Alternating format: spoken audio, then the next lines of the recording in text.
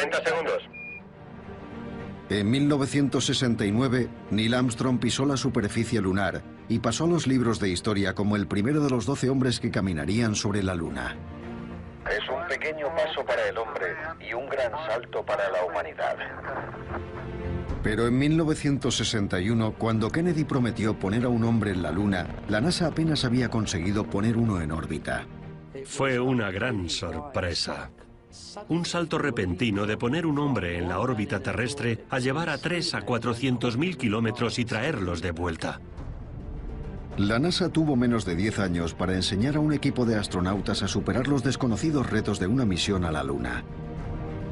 ¿Podría sobrevivir un humano en ese entorno tan hostil? Nadie sabía cuáles podrían ser los efectos físicos y psicológicos de un vuelo espacial. Los astronautas no solo tenían que viajar por el vacío del espacio, sino que tenían que aprender a aterrizar en la Luna y regresar.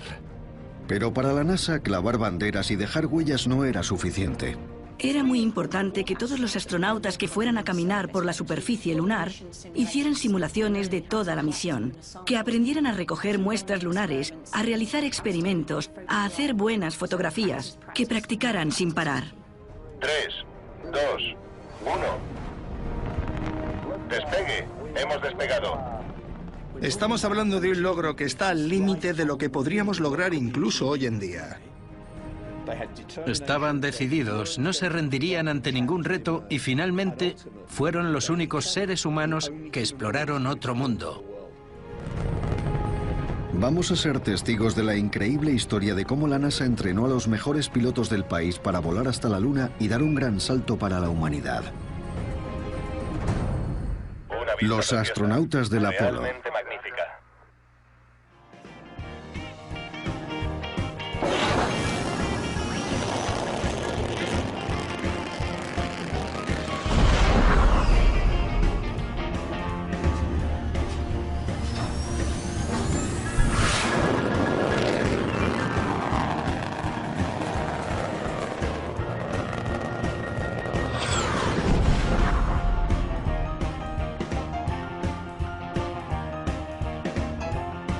...1958... La Guerra Fría cogía impulso y el ejército estadounidense seguía desarrollando nuevos misiles. Pero la NASA tenía un objetivo diferente. Solo un año después de que el Sputnik fuera puesto en órbita, la recién creada agencia espacial anunciaba públicamente su primer programa espacial, el Proyecto Mercury. Su objetivo, poner un hombre en órbita antes que los soviéticos. Este proyecto fue vital para demostrar que los estadounidenses podían salir al espacio gracias a tecnología diseñada por las empresas aeroespaciales del país. Hay que recordar que hace más de 50 años la situación internacional estaba dominada por una batalla geopolítica entre dos ideologías enfrentadas. Estaban la Unión Soviética con el comunismo y Estados Unidos con el capitalismo. Mercury era el proyecto con el que Estados Unidos lograría adelantarse y alcanzar este objetivo. Y comenzó la búsqueda de astronautas. La NASA necesitaba pilotos capaces de enfrentarse a los desafíos desconocidos de los vuelos espaciales, así que recurrieron a los mejores del país. El ejército había hecho muchas pruebas a gran altitud, muy arriesgadas, para investigar la estratosfera.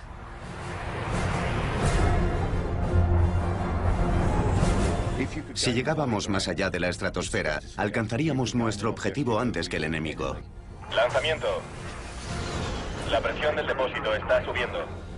El piloto de pruebas llevaba el avión hasta el límite de la capacidad de su diseño, lo que llaman la envolvente. Nadie sabía cuáles serían los efectos físicos y psicológicos del vuelo espacial. No había precedentes, así que recurrieron a lo mejor, personal militar con una forma física excelente. Aunque parezca un accidente, tanto el piloto como el avión sobrevivieron para continuar con el programa. Así que para la primera selección de astronautas que se convertirían en los 7 del Mercury, eligieron exclusivamente a pilotos de pruebas del ejército. Algunos de la Armada, otros de las Fuerzas Aéreas, de los Marines. Lo principal era que fueran pilotos de pruebas para ser candidatos a astronautas.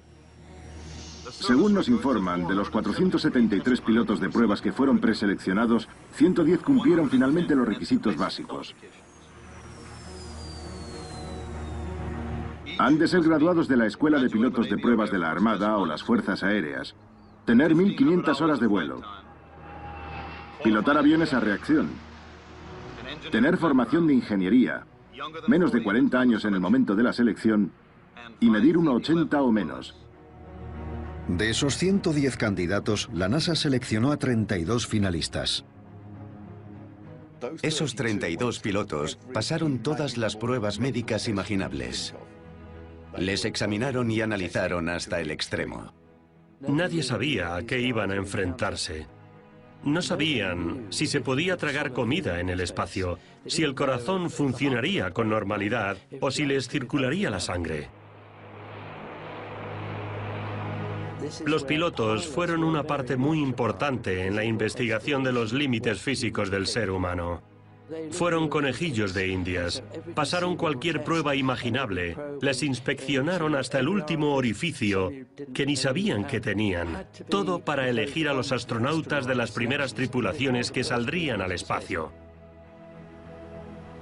Les seleccionaron por sus capacidades, su resistencia, su condición física, su estado mental.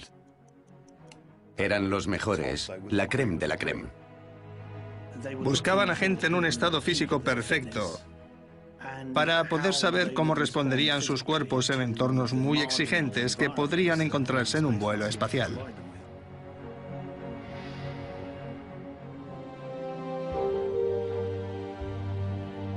El 10 de abril de 1959, la NASA anunció los nombres de los hombres elegidos para su primer programa tripulado espacial. Alan Shepard, Gus Grissom, John Glenn, Scott Carpenter, Wally Schirra, Gordon Cooper y Dick Slayton se convirtieron en los 7 del Mercury. Saltaron a la fama como héroes nacionales destinados a conquistar la nueva frontera espacial.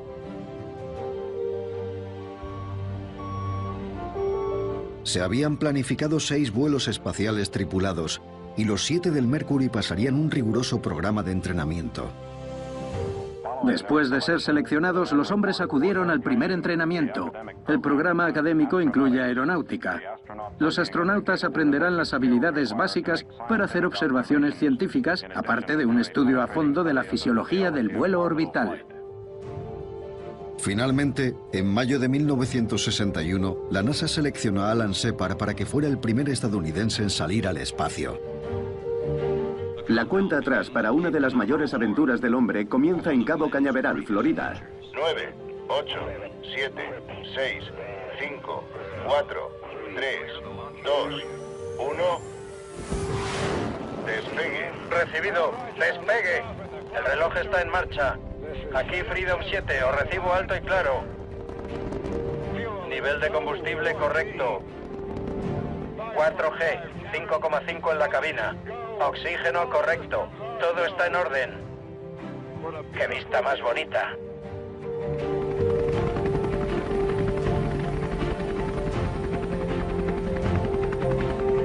Después del éxito de Shepard, el astronauta John Glenn se convertiría en el primer estadounidense en orbitar la Tierra. Los periodistas se enteraron a través del oficial de información que el elemento crucial está listo. El mismísimo John Glenn. Todas las luces del panel son correctas. Tenemos luz verde. Cordón umbilical fuera. Verificación. Presurización. Lista. Oxígeno líquido. Listo. Sistemas de agua. Listo. Cápsula Mercury. Lista. Ignición. 3, 2, 1, 0. Recibido. El reloj está en marcha. Allá vamos. Ve con Dios, John Glenn. Hasta ahora ha sido movidito. Gravedad cero y me encuentro bien. La cápsula está girando. Esta vista es tremenda. Los logros del Mercury demostraron que el hombre podía salir al espacio, sobrevivir y volver a casa. Fueron unas misiones de libro. Todo salió según lo previsto. Pero el Mercury solo podía volar durante unas horas. No podía acoplarse a otra nave espacial. Los paseos espaciales no eran posibles. No era más que un hombre dentro de una lata. Ahora que podíamos hacer eso, ¿qué más podríamos hacer? Las 6 misiones Mercury tuvieron un éxito increíble. Fueron proyectos científicos pioneros, pero Estados Unidos ya estaba mirando al futuro. Inspirado por los logros del Mercury, el presidente Kennedy hizo unas atrevidas declaraciones ante el mundo. Creo que esta nación debería comprometerse a lograr el objetivo, antes de que acabe esta década, de llevar un hombre a la Luna y traerlo sano y salvo a la Tierra.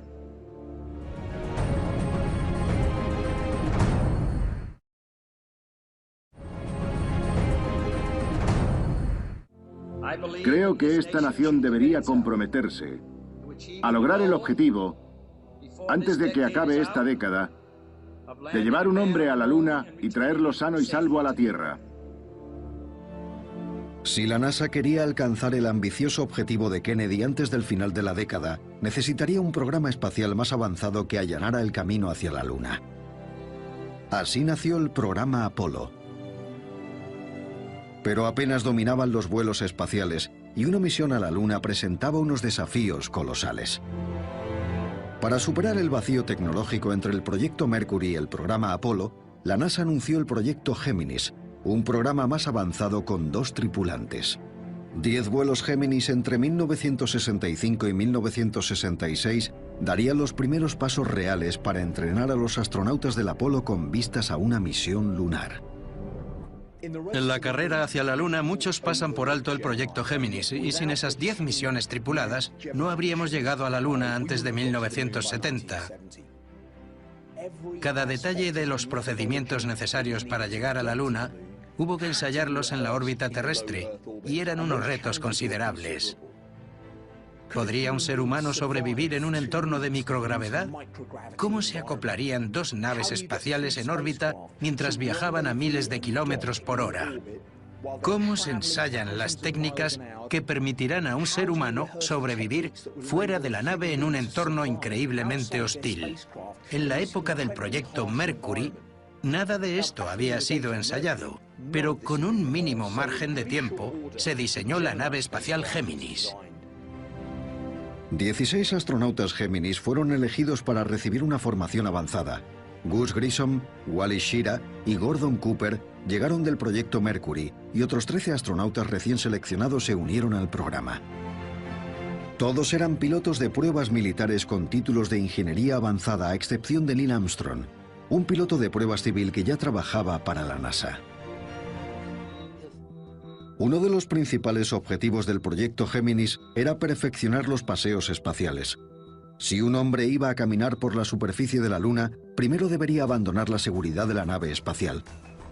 Los astronautas del Géminis fueron los primeros en practicar estos paseos espaciales especializados, llamados EVA, actividades extravehiculares. Aprender a sobrevivir y trabajar fuera de la cápsula era la mayor prioridad de la NASA.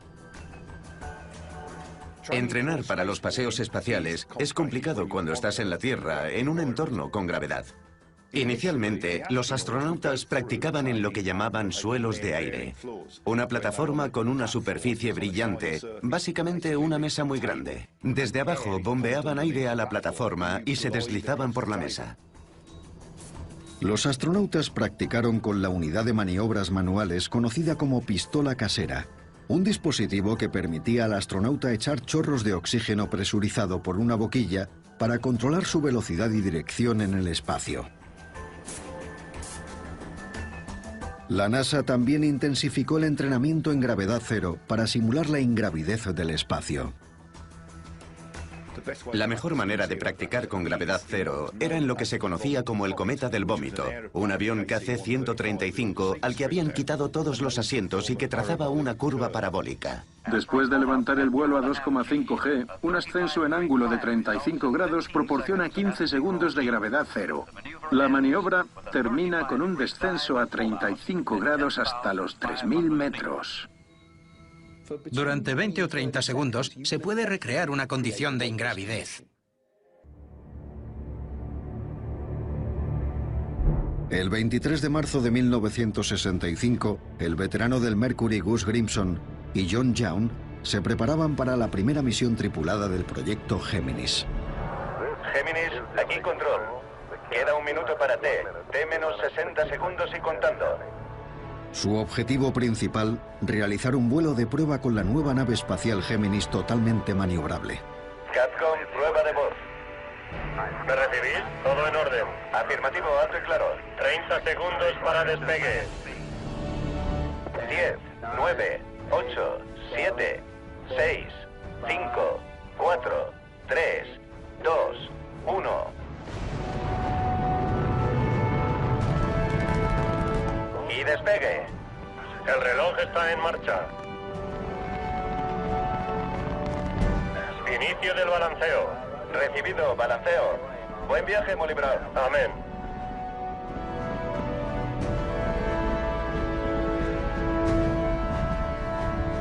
Vale, listos para la segunda fase.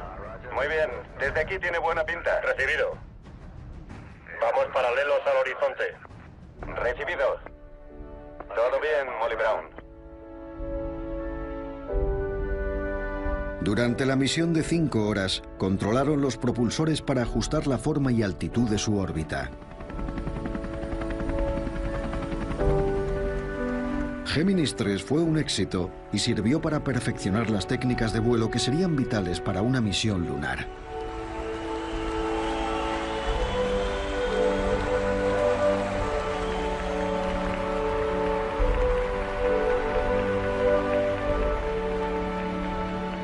En junio de 1965, los astronautas Ed White y Jim McDivitt volaron en la Géminis 4. Completaron 66 órbitas en la primera misión de la NASA de varios días. El astronauta Ed White completó el primer paseo espacial estadounidense. Vale, estoy fuera. Voy a girar un poco hacia afuera. Lo estoy controlando. Me siento genial. Unido a la nave espacial, pasó 20 minutos en el espacio. Parece un guante térmico, Jim. Lo es, Ed. Vale. Voy a pasar por encima de la nave. Vale, allá voy. Vale. Es una experiencia maravillosa, tremenda.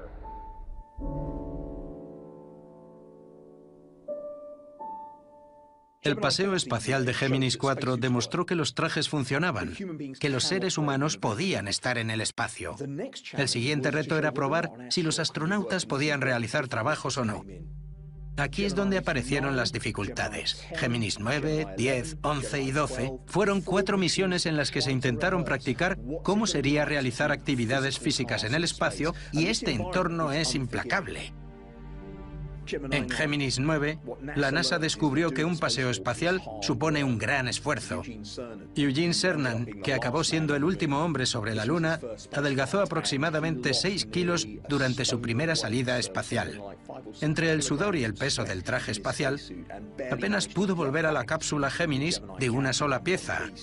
En las misiones Géminis 10 y 11, en cuanto los astronautas tuvieron que llevar a cabo alguna tarea, sus trajes espaciales se sobrecalentaban y se dieron cuenta de que requerían un esfuerzo muscular increíble.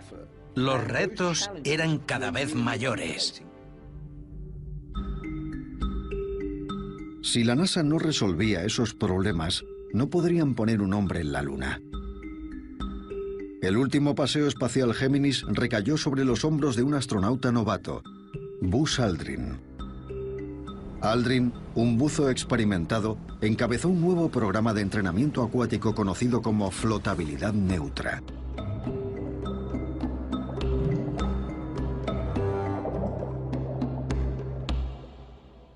En un traje inflable presurizado, el astronauta Edwin Aldrin, piloto de Géminis 12, lleva 30 kilos de plomo como lastre. Unos buzos profesionales le están colocando en la estación de trabajo.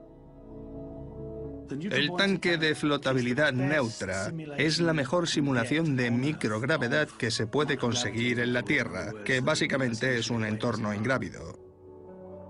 Se sumerge al miembro de la tripulación y al equipo con el que tiene que trabajar en un tanque lleno de agua para poder ajustar la flotabilidad y que se oriente con libertad.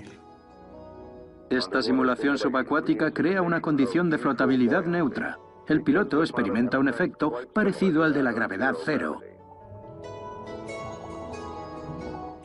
Es imprescindible para averiguar, por ejemplo, cuánto se tarda en hacer las cosas y, por supuesto, si es fácil hacerlas sin gravedad. Los trabajos realizados por el piloto Aldrin son los que se realizarán en la misión Géminis 12. Muchos de los problemas que se habían manifestado anteriormente desaparecieron, en parte debido a la habilidad de Buzz, pero también por haber aprendido de los horribles paseos espaciales anteriores. Si los pilotos de pruebas involucrados no hubieran realizado esos trabajos, no habríamos alcanzado el nivel de madurez que teníamos cuando Géminis 12 despegó en noviembre de 1966.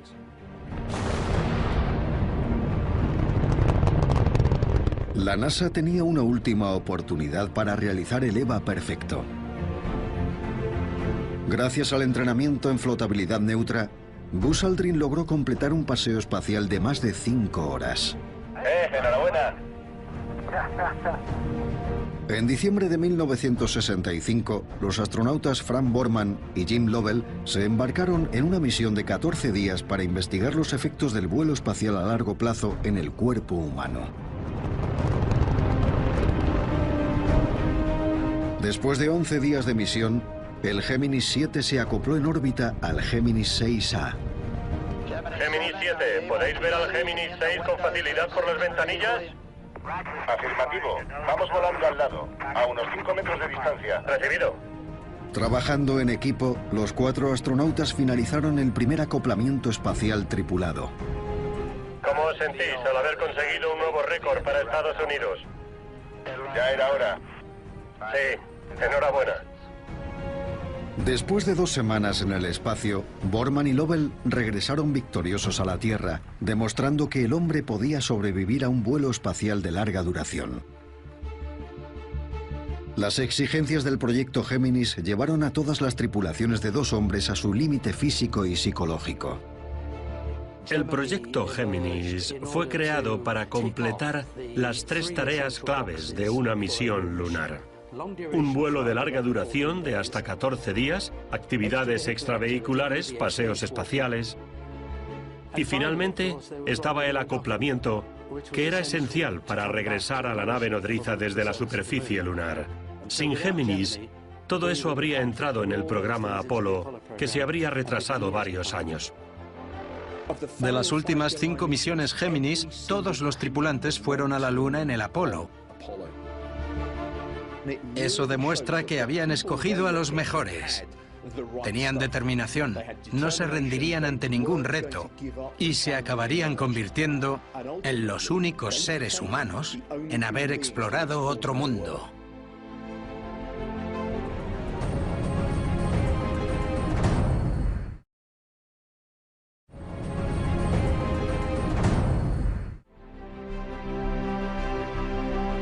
La fecha límite del presidente Kennedy eran 4 años. Toda su atención debía centrarse en el colosal reto del programa Apolo para llevar un hombre a la Luna antes de que terminara la década.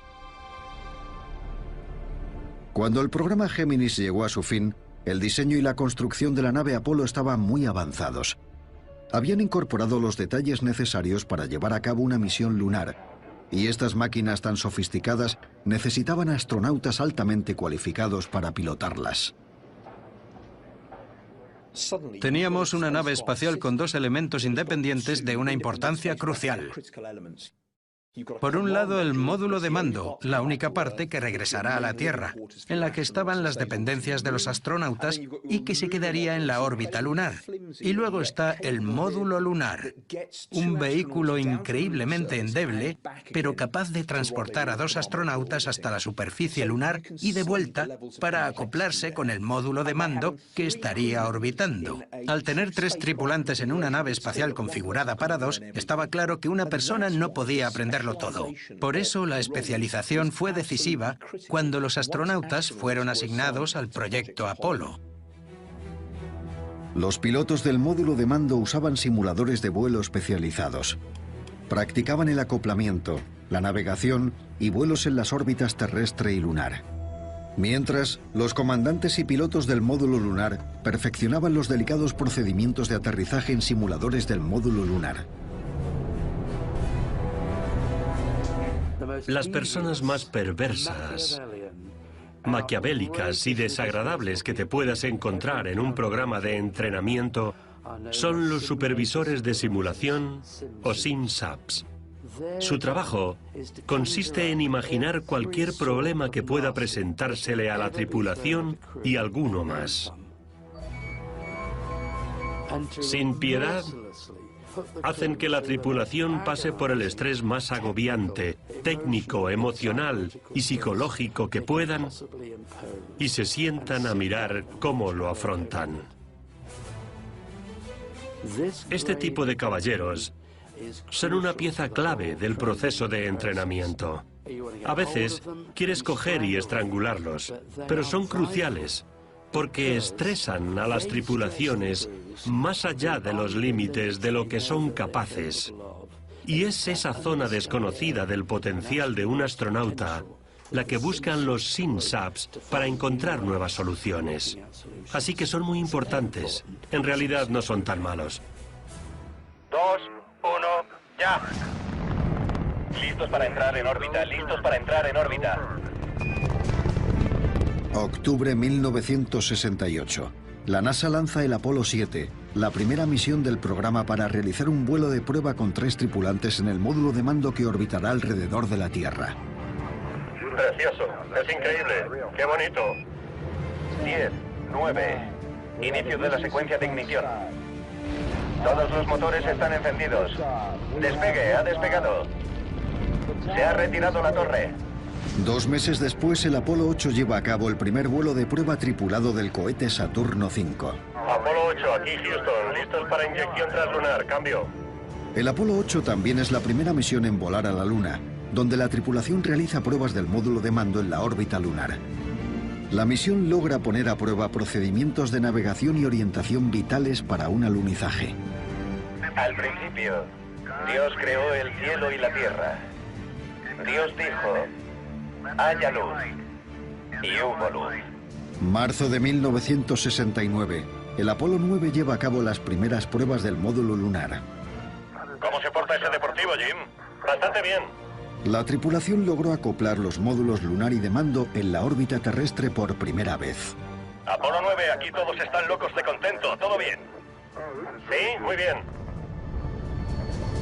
9 de mayo de 1969. El Apolo 10 regresa a la Luna. Houston, podéis decirle al mundo que hemos llegado. La misión ensayó un aterrizaje lunar completo y pasó volando a 12 kilómetros de la superficie de la Luna. Estamos muy abajo, Charlie. Recibido, la trayectoria es correcta. Al finalizar las pruebas, todo está listo para intentar un alunizaje. Julio de 1969. El Apolo 11 está listo para su lanzamiento.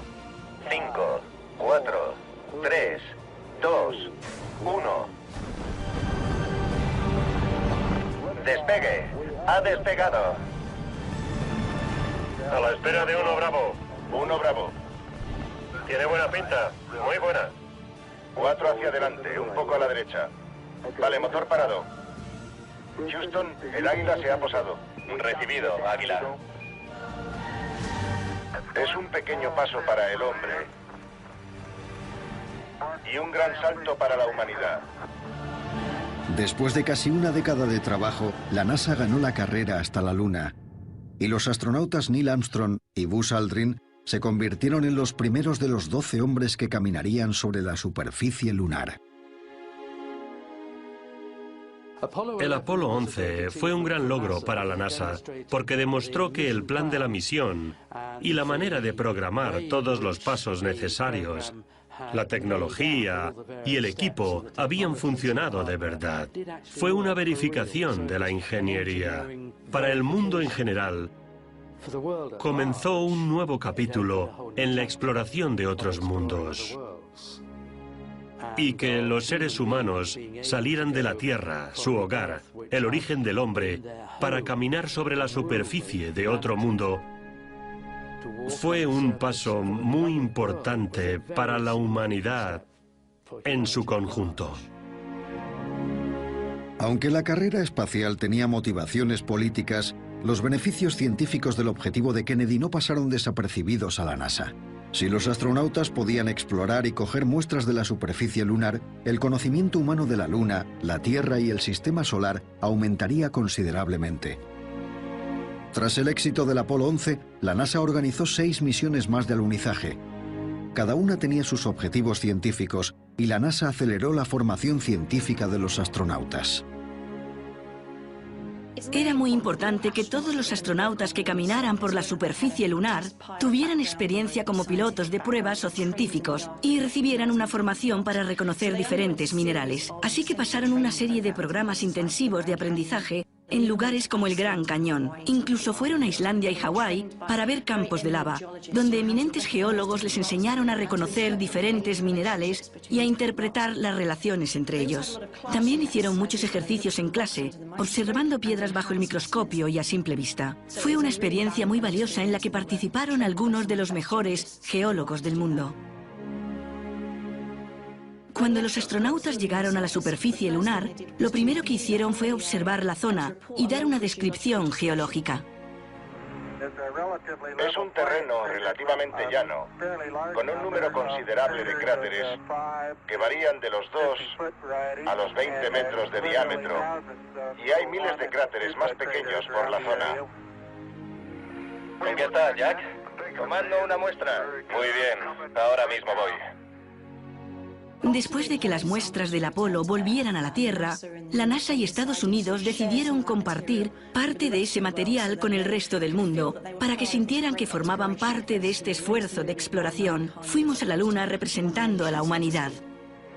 Nos gustaría compartir un trozo de esta roca con muchos países de todo el mundo.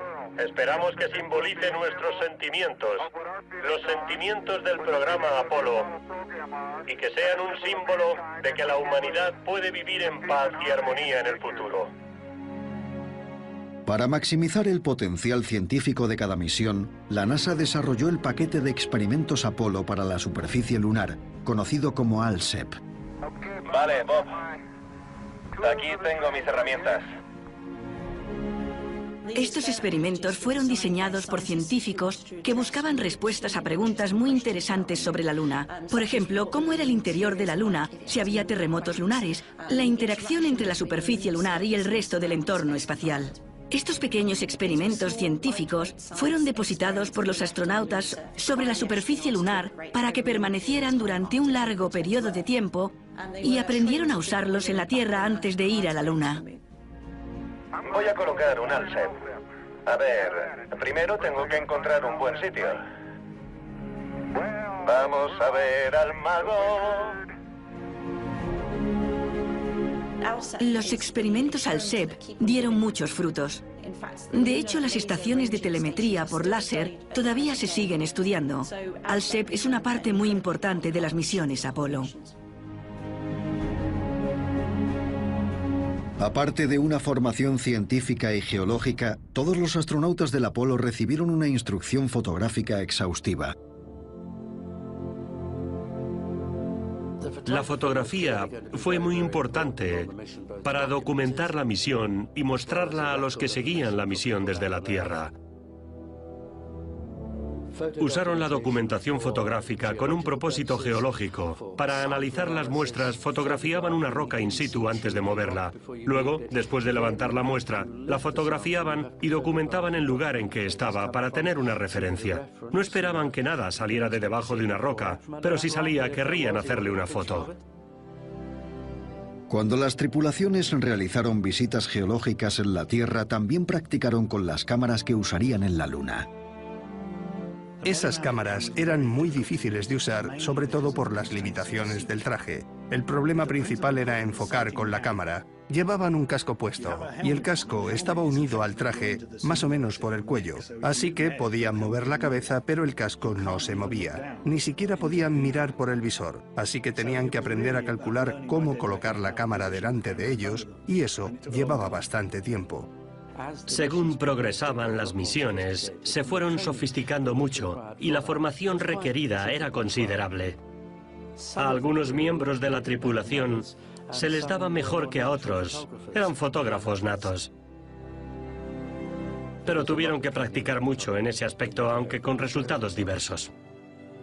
Algunas de las fotografías del Apolo que hicieron a la Tierra son de lo mejor que ha pasado en el programa espacial. Ese legado creó el movimiento medioambiental. Ese punto azul flotando en el espacio despertó la conciencia de la gente que pensó, tenemos que cuidar de nuestro planeta. Creo que hemos visto en 10 días más de lo que la mayoría vería en 10 vidas.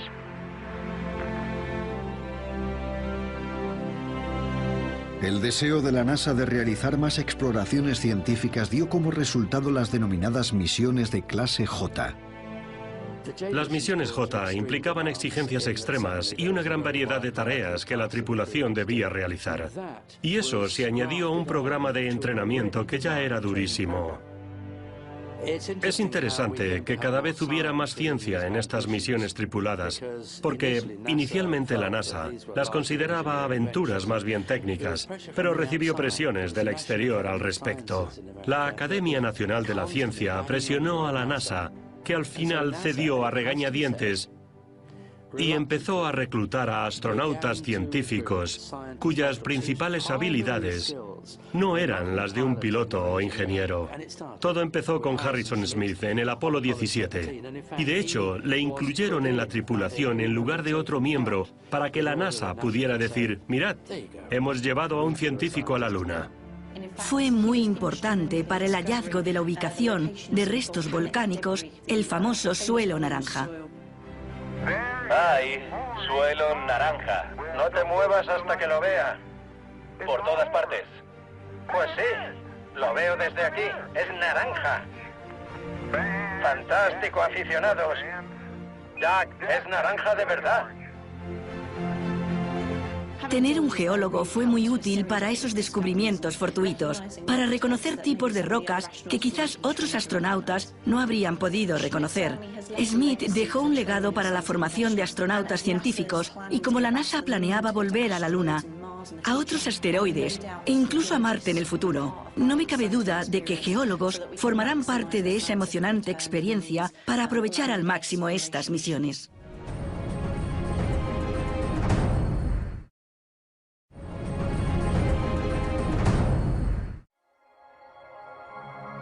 Como preparación para las 3 últimas misiones Apolo, la NASA enseñó a su tripulación a conducir un pequeño buggy exploratorio para 2 personas, conocido como vehículo lunar.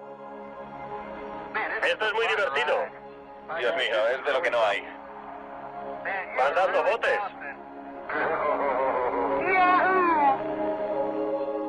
El problema de las primeras misiones Apolo, lo que planeaban hacer para el Apolo 13 y acabaron haciendo en el 14, es que estaban muy limitados a explorar una zona geológica muy pequeña. Los astronautas solo podían alejarse a pie del módulo lunar y luego tenían que volver. Eso significa que exploraron una zona geológica mucho menos diversa de lo que hubieran deseado. Se dieron cuenta de que si tuvieran algún tipo de vehículo, los astronautas podrían recorrer el paisaje lunar mucho más rápidamente y el rendimiento científico sería mucho más alto.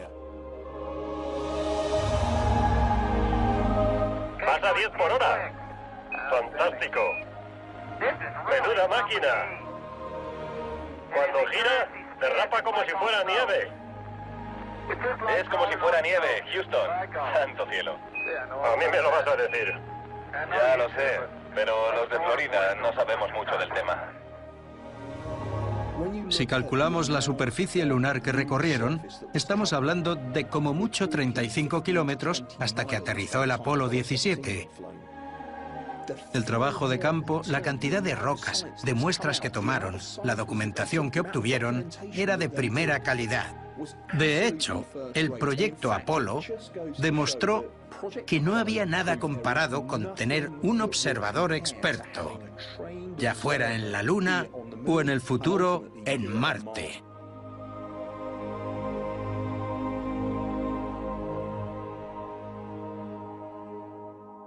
Tres, dos, uno, ignición. Vamos de camino, Houston. Echad un último vistazo al valle de Taurus Littrow.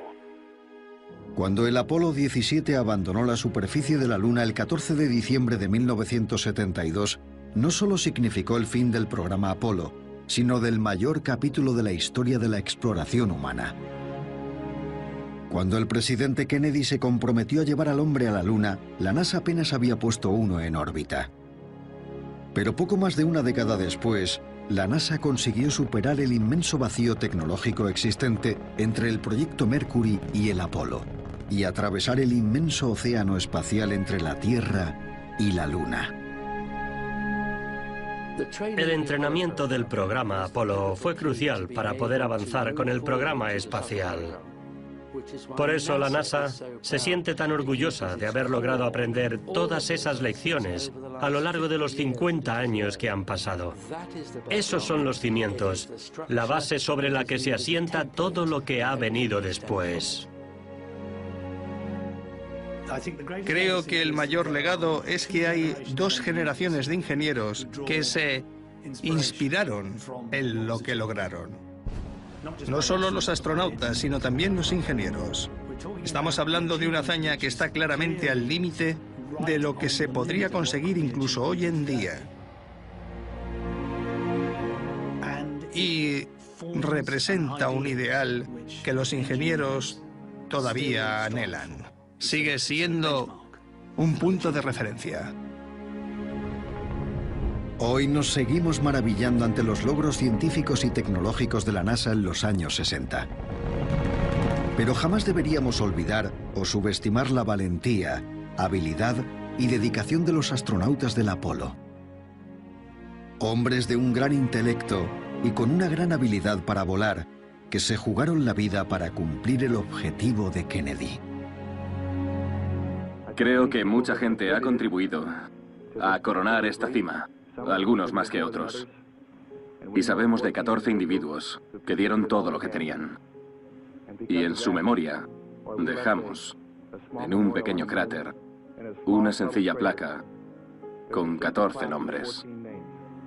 Son los nombres en orden alfabético de todos los astronautas y cosmonautas que han muerto por la exploración espacial, enfrente de una figura que representa a un astronauta caído. Si nos fijamos en el grupo de astronautas del Apolo, el estereotipo es que eran los mejores, hacían las cosas sin más y al diablo con las consecuencias. Pero en realidad, al fijarnos en las personalidades tan diferentes que tenían, el único denominador común, y creo que es algo que sigue sucediendo con los astronautas en la actualidad, es una dedicación total a su misión. Un compromiso absoluto con el trabajo en equipo y la conciencia de que lo que hacían solo era la punta de una pirámide construida sobre los logros de miles de personas. Creo que el legado que ha aportado la experiencia del Apolo es el ejemplo perfecto para futuras tripulaciones. Entre 1968 y 1972, 24 hombres volaron a la Luna y 12 caminaron por su superficie. Cuando Neil Armstrong dio ese histórico primer paso, no solo representó la capacidad de la humanidad de superar cualquier reto, sino que simbolizó el valor y la determinación de unos cuantos hombres extraordinarios que dieron lo mejor de sí mismos.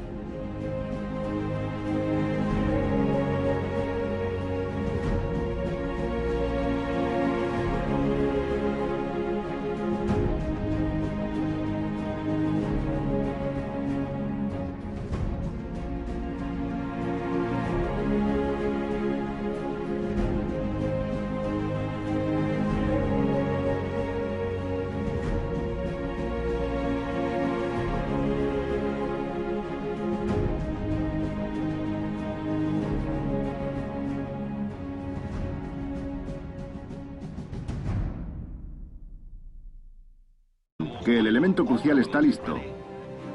El mismísimo John Glenn. Todas las luces del panel son correctas. Tenemos luz verde. Cordón umbilical fuera. Verificación. Presurización. Lista. Oxígeno líquido. Listo. Sistemas de agua. Listo. Cápsula Mercury. Lista. Ignición. 3, 2, 1, 0. Recibido.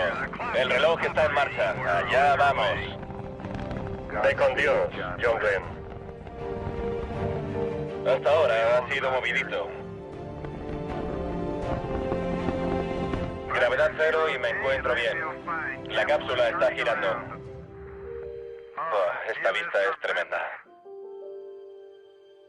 Los logros del Mercury demostraron que el hombre podía salir al espacio, sobrevivir y volver a casa. Fueron unas misiones de libro. Todo salió según lo previsto. Pero el Mercury solo podía volar durante unas horas. No podía acoplarse a otra nave espacial. Los paseos espaciales no eran posibles. No era más que un hombre dentro de una lata. Ahora que podíamos hacer eso, ¿qué más podríamos hacer? Las 6 misiones Mercury tuvieron un éxito increíble. Fueron proyectos científicos pioneros, pero Estados Unidos ya estaba mirando al futuro. Inspirado por los logros del Mercury, el presidente Kennedy hizo unas atrevidas declaraciones ante el mundo. Creo que esta nación debería comprometerse a lograr el objetivo, antes de que acabe esta década, de llevar un hombre a la Luna y traerlo sano y salvo a la Tierra.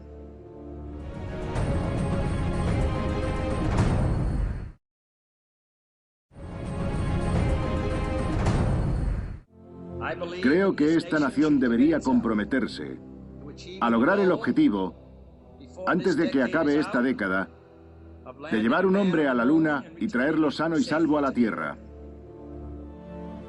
Si la NASA quería alcanzar el ambicioso objetivo de Kennedy antes del final de la década, necesitaría un programa espacial más avanzado que allanara el camino hacia la Luna. Así nació el programa Apolo. Pero apenas dominaban los vuelos espaciales y una misión a la Luna presentaba unos desafíos colosales. Para superar el vacío tecnológico entre el proyecto Mercury y el programa Apolo, la NASA anunció el proyecto Géminis, un programa más avanzado con 2 tripulantes. 10 vuelos Géminis entre 1965 y 1966 darían los primeros pasos reales para entrenar a los astronautas del Apolo con vistas a una misión lunar. En la carrera hacia la Luna, muchos pasan por alto el proyecto Géminis, y sin esas 10 misiones tripuladas, no habríamos llegado a la Luna antes de 1970. Cada detalle de los procedimientos necesarios para llegar a la Luna hubo que ensayarlos en la órbita terrestre, y eran unos retos considerables. ¿Podría un ser humano sobrevivir en un entorno de microgravedad? ¿Cómo se acoplarían 2 naves espaciales en órbita mientras viajaban a miles de kilómetros por hora? ¿Cómo se ensayan las técnicas que permitirán a un ser humano sobrevivir fuera de la nave en un entorno increíblemente hostil? En la época del proyecto Mercury, nada de esto había sido ensayado, pero con un mínimo margen de tiempo se diseñó la nave espacial Géminis. 16 astronautas Géminis fueron elegidos para recibir una formación avanzada. Gus Grissom, Wally Schirra y Gordon Cooper llegaron del proyecto Mercury y otros 13 astronautas recién seleccionados se unieron al programa. Todos eran pilotos de pruebas militares con títulos de ingeniería avanzada, a excepción de Neil Armstrong, un piloto de pruebas civil que ya trabajaba para la NASA. Uno de los principales objetivos del proyecto Géminis era perfeccionar los paseos espaciales. Si un hombre iba a caminar por la superficie de la Luna, primero debería abandonar la seguridad de la nave espacial. Los astronautas del Géminis fueron los primeros en practicar estos paseos espaciales especializados, llamados EVA, actividades extravehiculares. Aprender a sobrevivir y trabajar fuera de la cápsula era la mayor prioridad de la NASA. Entrenar para los paseos espaciales es complicado cuando estás en la Tierra, en un entorno con gravedad. Inicialmente, los astronautas practicaban en lo que llamaban suelos de aire, una plataforma con una superficie brillante, básicamente una mesa muy grande. Desde abajo bombeaban aire a la plataforma y se deslizaban por la mesa. Los astronautas practicaron con la unidad de maniobras manuales conocida como pistola casera, un dispositivo que permitía al astronauta echar chorros de oxígeno presurizado por una boquilla para controlar su velocidad y dirección en el espacio. La NASA también intensificó el entrenamiento en gravedad cero para simular la ingravidez del espacio. La mejor manera de practicar con gravedad cero era en lo que se conocía como el cometa del vómito, un avión KC-135 al que habían quitado todos los asientos y que trazaba una curva parabólica. Después de levantar el vuelo a 2,5 G, un ascenso en ángulo de 35 grados proporciona 15 segundos de gravedad cero. La maniobra termina con un descenso a 35 grados hasta los 3.000 metros. Durante 20 o 30 segundos se puede recrear una condición de ingravidez. El 23 de marzo de 1965, el veterano del Mercury Gus Grimson y John Young se preparaban para la primera misión tripulada del proyecto Géminis. Géminis, aquí control. Queda 1 minuto para T. T menos 60 segundos y contando. Su objetivo principal, realizar un vuelo de prueba con la nueva nave espacial Géminis totalmente maniobrable. Capcom, prueba de voz. ¿Me recibís? Todo en orden. Afirmativo, alto y claro. 30 segundos para despegue. 10, 9, 8, 7, 6, 5, 4, 3, 2, 1... Y despegue. El reloj está en marcha. Inicio del balanceo. Recibido, balanceo. Buen viaje, Molly Brown. Amén.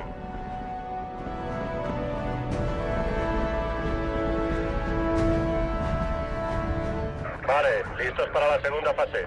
Muy bien, desde aquí tiene buena pinta. Recibido. Vamos paralelos al horizonte. Recibido. Todo bien, Molly Brown.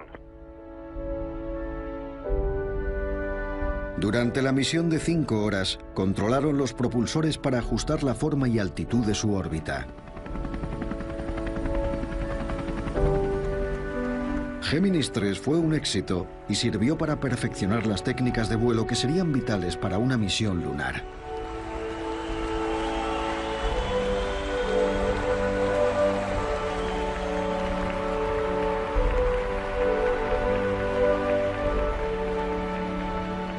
En junio de 1965, los astronautas Ed White y Jim McDivitt volaron en la Géminis 4. Completaron 66 órbitas en la primera misión de la NASA de varios días. El astronauta Ed White completó el primer paseo espacial estadounidense. Vale, estoy fuera. Voy a girar un poco hacia afuera. Lo estoy controlando. Me siento genial. Unido a la nave espacial, pasó 20 minutos en el espacio. Parece un guante térmico, Jim. Lo es, Ed. Vale. Voy a pasar por encima de la nave. Vale, allá voy. Vale. Es una experiencia maravillosa, tremenda.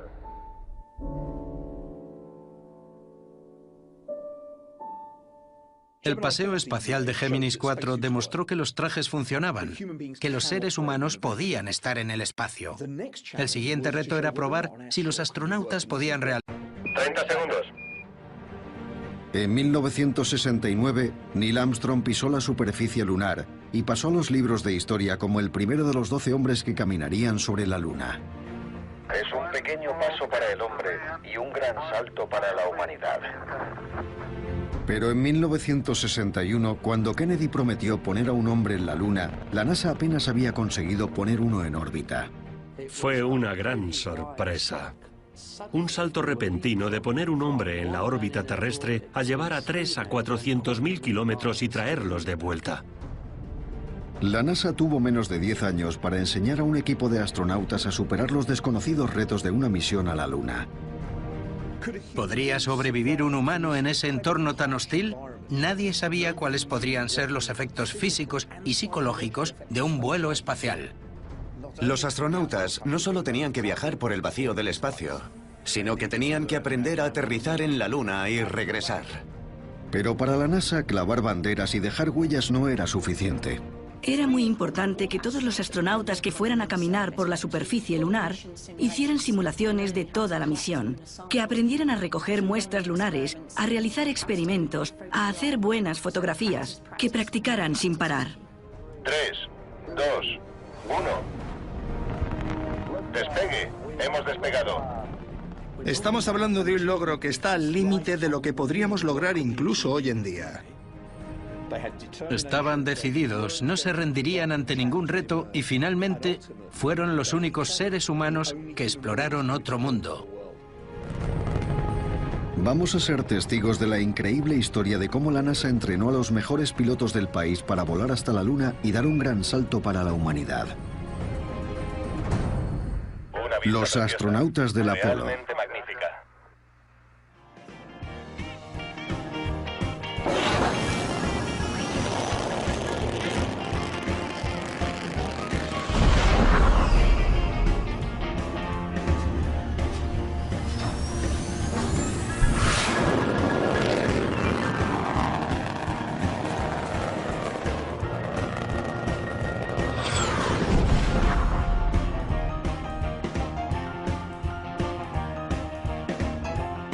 ...1958... La Guerra Fría cogía impulso y el ejército estadounidense seguía desarrollando nuevos misiles. Pero la NASA tenía un objetivo diferente. Solo un año después de que el Sputnik fuera puesto en órbita, la recién creada agencia espacial anunciaba públicamente su primer programa espacial, el Proyecto Mercury. Su objetivo, poner un hombre en órbita antes que los soviéticos. Este proyecto fue vital para demostrar que los estadounidenses podían salir al espacio gracias a tecnología diseñada por las empresas aeroespaciales del país. Hay que recordar que hace más de 50 años la situación internacional estaba dominada por una batalla geopolítica entre dos ideologías enfrentadas. Estaban la Unión Soviética con el comunismo y Estados Unidos con el capitalismo. Mercury era el proyecto con el que Estados Unidos lograría adelantarse y alcanzar este objetivo. Y comenzó la búsqueda de astronautas. La NASA necesitaba pilotos capaces de enfrentarse a los desafíos desconocidos de los vuelos espaciales, así que recurrieron a los mejores del país. El ejército había hecho muchas pruebas a gran altitud, muy arriesgadas, para investigar la estratosfera.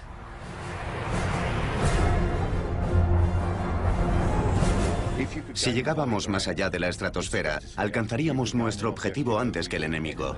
Lanzamiento. La presión del depósito está subiendo. El piloto de pruebas llevaba el avión hasta el límite de la capacidad de su diseño, lo que llaman la envolvente. Nadie sabía cuáles serían los efectos físicos y psicológicos del vuelo espacial. No había precedentes, así que recurrieron a lo mejor, personal militar con una forma física excelente. Aunque parezca un accidente, tanto el piloto como el avión sobrevivieron para continuar con el programa. Así que para la primera selección de astronautas que se convertirían en los 7 del Mercury, eligieron exclusivamente a pilotos de pruebas del ejército. Algunos de la Armada, otros de las Fuerzas Aéreas, de los Marines. Lo principal era que fueran pilotos de pruebas para ser candidatos a astronautas. Según nos informan, de los 473 pilotos de pruebas que fueron preseleccionados, 110 cumplieron finalmente los requisitos básicos. Han de ser graduados de la Escuela de Pilotos de Pruebas de la Armada o las Fuerzas Aéreas, tener 1.500 horas de vuelo, pilotar aviones a reacción, tener formación de ingeniería, menos de 40 años en el momento de la selección y medir 1,80 o menos. De esos 110 candidatos, la NASA seleccionó a 32 finalistas. Esos 32 pilotos pasaron todas las pruebas médicas imaginables. Les examinaron y analizaron hasta el extremo. Nadie sabía a qué iban a enfrentarse. No sabían si se podía tragar comida en el espacio, si el corazón funcionaría con normalidad o si les circularía la sangre. Los pilotos fueron una parte muy importante en la investigación de los límites físicos del ser humano. Fueron conejillos de Indias, pasaron cualquier prueba imaginable, les inspeccionaron hasta el último orificio que ni sabían que tenían, todo para elegir a los astronautas de las primeras tripulaciones que saldrían al espacio. Les seleccionaron por sus capacidades, su resistencia, su condición física, su estado mental. Eran los mejores, la crème de la crème. Buscaban a gente en un estado físico perfecto para poder saber cómo responderían sus cuerpos en entornos muy exigentes que podrían encontrarse en un vuelo espacial.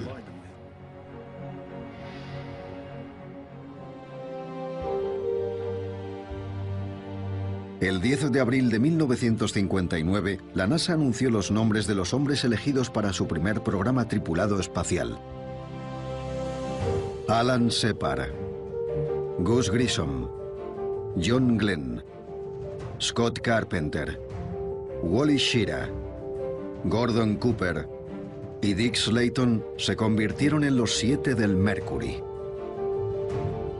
Saltaron a la fama como héroes nacionales destinados a conquistar la nueva frontera espacial.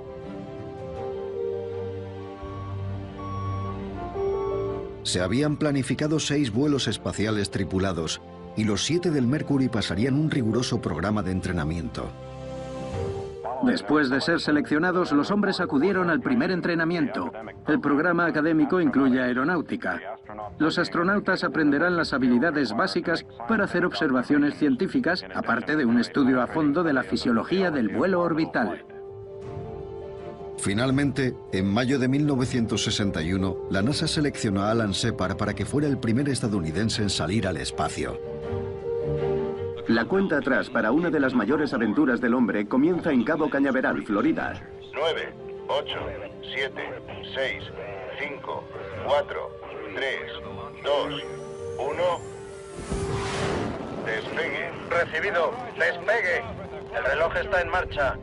Aquí Freedom 7, os recibo alto y claro. Nivel de combustible correcto. 4G, 5,5 en la cabina. Oxígeno correcto. Todo está en orden. ¡Qué vista más bonita!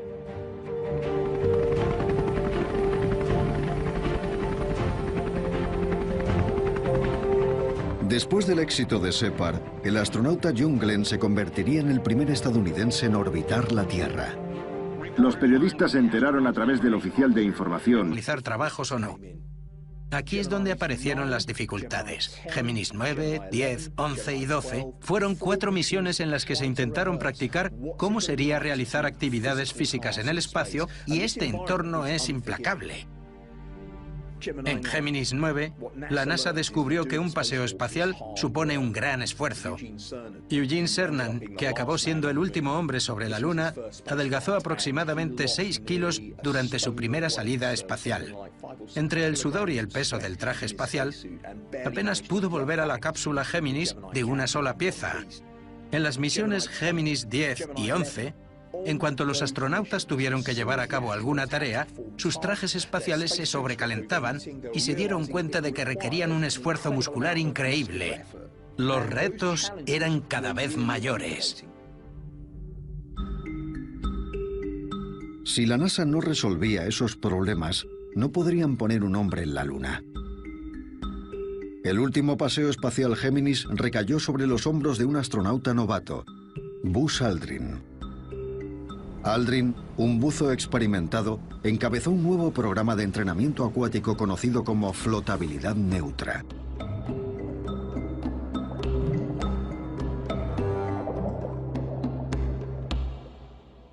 En un traje inflable presurizado, el astronauta Edwin Aldrin, piloto de Géminis 12, lleva 30 kilos de plomo como lastre. Unos buzos profesionales le están colocando en la estación de trabajo. El tanque de flotabilidad neutra es la mejor simulación de microgravedad que se puede conseguir en la Tierra, que básicamente es un entorno ingrávido.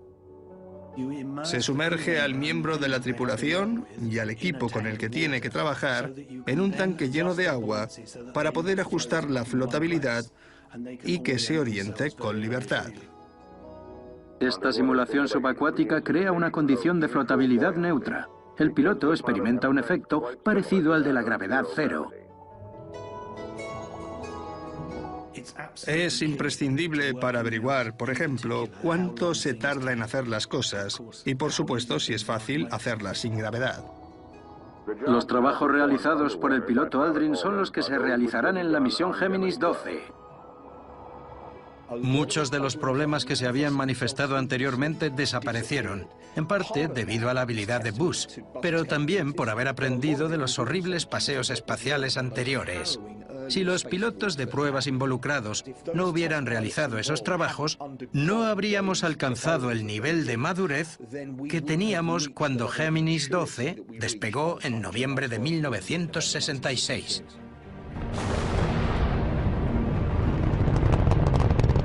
La NASA tenía una última oportunidad para realizar el EVA perfecto. Gracias al entrenamiento en flotabilidad neutra, Buzz Aldrin logró completar un paseo espacial de más de 5 horas. ¡Enhorabuena! En diciembre de 1965, los astronautas Frank Borman y Jim Lovell se embarcaron en una misión de 14 días para investigar los efectos del vuelo espacial a largo plazo en el cuerpo humano. Después de 11 días de misión, el Géminis 7 se acopló en órbita al Géminis 6A. Géminis 7, ¿podéis ver al Géminis 6 con facilidad por las ventanillas? Afirmativo. Vamos volando al lado, a unos 5 metros de distancia. Recibido. Trabajando en equipo, los 4 astronautas finalizaron el primer acoplamiento espacial tripulado. ¿Cómo os sentís al haber conseguido un nuevo récord para Estados Unidos? Ya era hora. Sí, enhorabuena. Después de 2 semanas en el espacio, Borman y Lovell regresaron victoriosos a la Tierra, demostrando que el hombre podía sobrevivir a un vuelo espacial de larga duración. Las exigencias del proyecto Géminis llevaron a todos